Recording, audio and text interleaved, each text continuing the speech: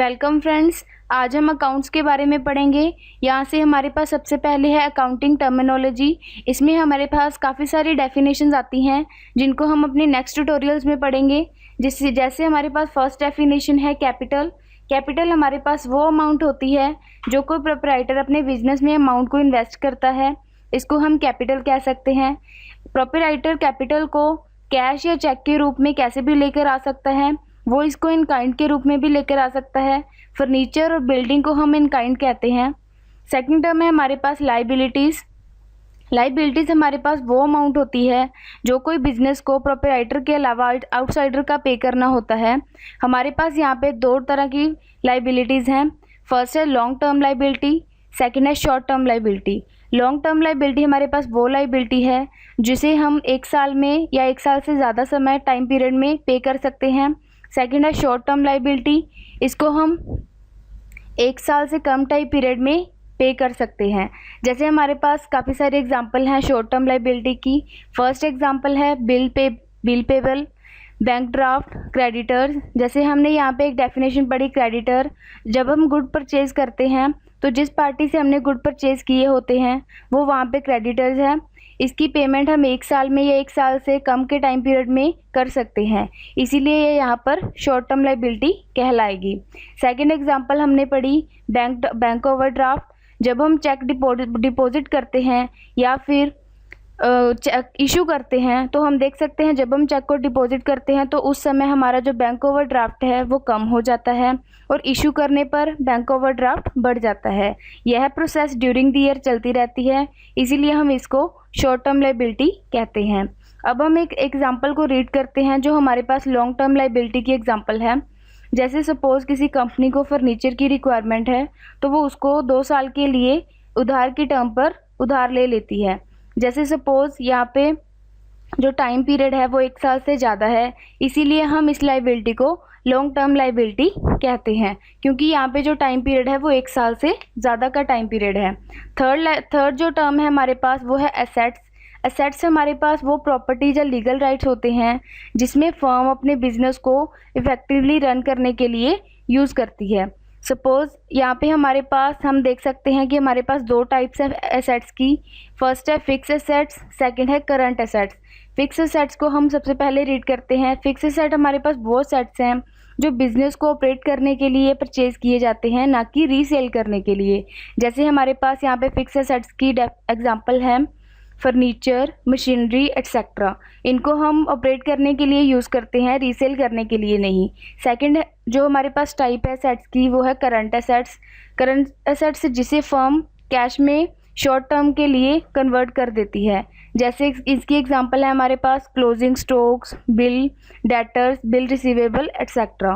Next term जो fourth term है हमारे पास डेफिनेशन वो है डेटर्स। डेटर्स हमारे पास वो पर्सन है जिनको फर्म क्रेडिट पर गुड्स सोल्ड करती है, ये फर्म के लिए करंट एसेट्स होते हैं। जो नेक्स्ट डेफिनेशन है हमारे पास वो है क्रेडिटर्स। क्रेडिटर हमारे पास वो पर्सन है जिससे फर्म क्रेडिट पर गुड परचेज करती है, ये शॉर्ट टर्म लाइबिलिटी में आते हैं। नेक्स्ट डेफिनेशन है एक्सपेंस। जब कोई कंपनी प्रोडक्ट को जो प्रोडक्शन के लिए या सेलिंग के लिए जो भी कंपनी का खर्चा होता है उसे हम एक्सपेंस कह सकते हैं। कंपनी एक्सपेंस को काफ़ी तरह की कैटेगरीज में डिवाइड करती है। जैसे फर्स्ट कैटेगरी है direct expense, indirect expense, selling expense, administrative expense. इस तरह हम देख सकते हैं कि हमारे पास एक्सपेंस की भी काफ़ी सारी टाइप्स हैं। नेक्स्ट जो डेफिनेशन है वो है इनकम। जब कोई कंपनी गुड्स को सेल करती है मार्केट में तो उसका जो रेवेन्यू रिसिप्ट हमें रिसीव होता है उसमें से हम जो एक्सपेंसेस को डिडक्ट करके जो हमारे पास अमाउंट रिसीव होती है उसको हम इनकम कह सकते हैं। अब हम देखते हैं हमारे पास नेक्स्ट टर्मिनोलॉजी है रिवेन्यू। जब हम गुड्स को मार्केट में सेल करते हैं तो हमें एक रिसिप्ट रिसीव होती है जिसे हम रिवेन्यू कह सकते हैं। इसको हम सेकंड लैंग्वेज में ग्रोस सेल्स वैल्यू भी कह सकते हैं। अब हम देखते हैं हमारे पास 9th टर्मिनोलॉजी है गुड्स।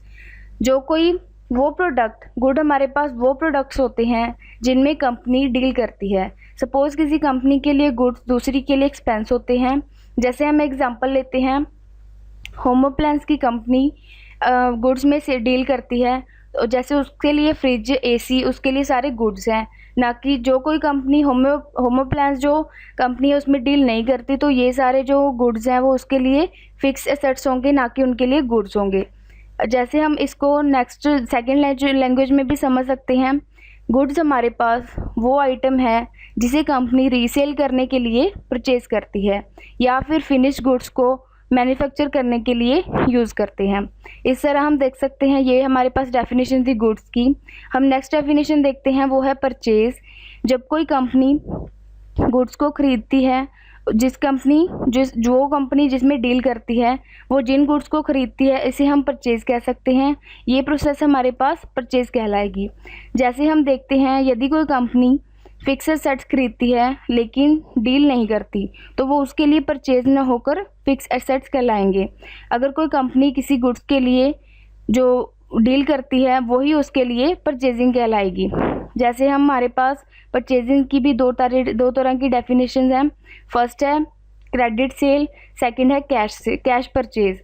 जैसे कैश परचेज हमारे पास वो होता है जब हम कैश पर परचेज करते हैं, उसे हम कैश परचेज कहते हैं। सेकंड है क्रेडिट परचेज, जब हम गुड्स को क्रेडिट पर परचेज करते हैं तो उसे हम क्रेडिट परचेज कहते हैं। अब हम देख सकते हैं नेक्स्ट डेफिनेशन 11th हमारे पास है सेल। उन प्रोडक्ट्स को सेल करना जिसमें कंपनी डील करती है, इस प्रोसेस को हम सेल कहते हैं। हम देख सकते हैं हमारे पास दो तरह की सेल है। फर्स्ट है कैश सेल, सेकंड है क्रेडिट सेल। जब हम कैश पर सेल करते हैं तो उसे हम कैश सेल कहते हैं। जब हम गुड्स को सेल करते हैं, उनकी पेमेंट हमें सेल के टाइम पर ना होकर बाद में रिसीव होती है, उसे हम क्रेडिट सेल कहते हैं। नेक्स्ट 12th डेफिनेशन है हमारे पास स्टॉक। स्टॉक हमारे पास वो प्रॉपर्टी होती है जिसे कंपनी बिजनेस के लिए सेल के लिए यूज़ करती है। जब फाइनेंशियल अकाउंट के समय हमारे पास अनसोल्ड गुड बच जाता है तो उसे हम नेक्स्ट ईयर सेल कर सकते हैं। हमारे पास स्टॉक की भी दो तरह की डेफिनेशन है, जैसे ओपनिंग स्टॉक, क्लोजिंग स्टॉक। एक साल का क्लोजिंग स्टोर नेक्स्ट ईयर का ओपनिंग स्टॉक बन जाता है। ट्रेडिंग कंपनी के लिए जो अनसोल्ड गुड है उसे हम क्लोजिंग स्टॉक कह सकते हैं। मैन्युफैक्चर कंपनी के लिए क्लोजिंग स्टॉक में तीन तरह के गुड्स आते हैं। फर्स्ट है रॉ मटेरियल, सेकंड है वर्क इन प्रोग्रेस जिसे हम कहते हैं सेमी फिनिश्ड गुड और फिनिश गुड्स। थर्ड हमारे पास है फिनिश गुड्स। नेक्स्ट डेफिनेशन है हमारे पास लॉसेस। जब हमारे जो एक्सपेंसेस है कंपनी के वो रिवेन्यू से बढ़ जाते हैं, उस कंडीशन को हम लॉसेस कह सकते हैं। मींस जो किसी कंपनी के गुड्स की प्रोडक्शन में जितना खर्चा हुआ होता है उसके हिसाब से हमें सेल है जो कम होती है, रिवेन्यू उससे एक्सपेंसेस से बढ़ जाता है, तो हम उसे कहते हैं सेल। यहाँ पे हम देख सकते हैं कि हम एक डेफिनेशन के साथ लॉसेस को समझते हैं। सपोज हमारे पास गुड मैन्युफैक्चर कंपनी है, उसका एक्सपेंस 2 लाख है। किसी कारण से वो अपने गुड्स को 1,90,000 में बेच देती है, तो हम देख सकते हैं जो यहाँ पे एक्सपेंसेस है वो रिवेन्यू से बढ़ जाते हैं, तो यहाँ पे उसको 10,000 का लॉस हो जाता है। अब हम देखते हैं लॉसेस के और भी कई सारे से कारण हैं, जैसे अगर कोई एम्प्लॉय गुड्स या कैश को चोरी कर लेता है तो वह भी कंपनी के लिए लॉस कहलाता है। अगर कोई कंपनी फिक्स एसेट्स को मार्केट में लॉस में बेचती है तो ये भी कंपनी के लिए नॉन ऑपरेटिंग लॉस कहलाएगा। अब हम देखते हैं नेक्स्ट डेफिनेशन हमारे पास काफ़ी सारी हैं, इनको हम नेक्स्ट ट्यूटोरियल्स में पढ़ेंगे। Thank you.